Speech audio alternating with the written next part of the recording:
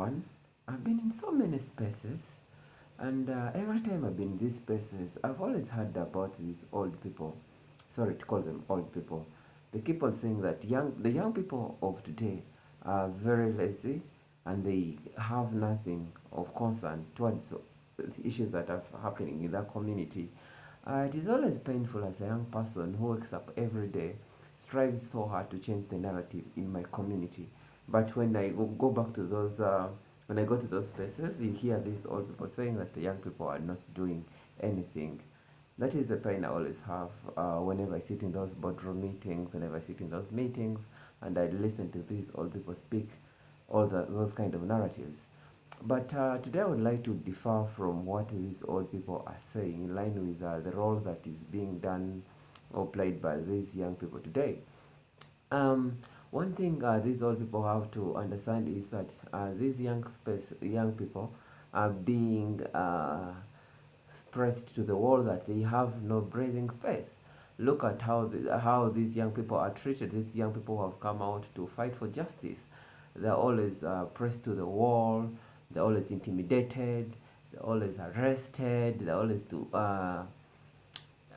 always subjected to torture and all kind of inhuman treatment just because they come out and try to fight for values of humanity. And now it is always disappointing and annoying after a while. You listen to these old people saying, the young people today, they're not doing anything. They're wasting a lot of time in Ludo, playing cards, playing pool, and all kind of sort.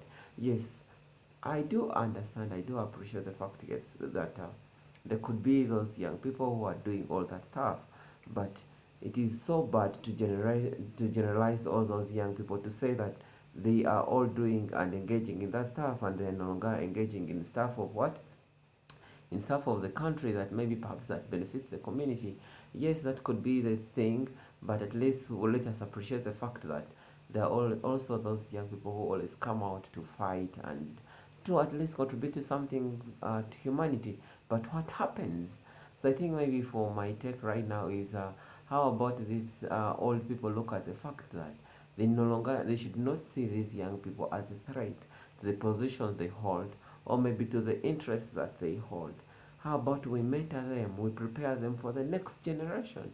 Because even if these young old people try to do whatever they can to keep power to themselves, at certain time they will be so weak not to take on the matter.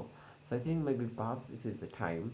Maybe they could mentor these young people, make them better leaders that we need to see tomorrow.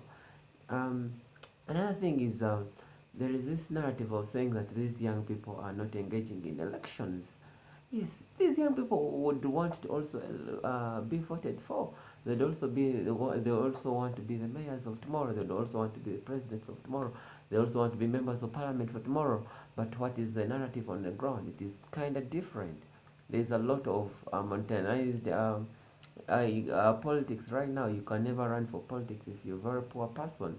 For example, of later there was an MP in Uganda who was crying of how he was in a loss of more than 600 million Ugandan shillings just because he invested a lot of money in elections. So what do you expect? What do you expect this young person, a very poor young person who is struggling to get something to eat on a daily, to afford that a lot of money, more than 600 millions Ugandan shillings to invest in an election which is not even sure about winning? So I think perhaps maybe there is need to rethink, redefine politics, and we see how do we engage these young people so that they can as well benefit in their localities. Yeah, that is my take for today. Thank you so much.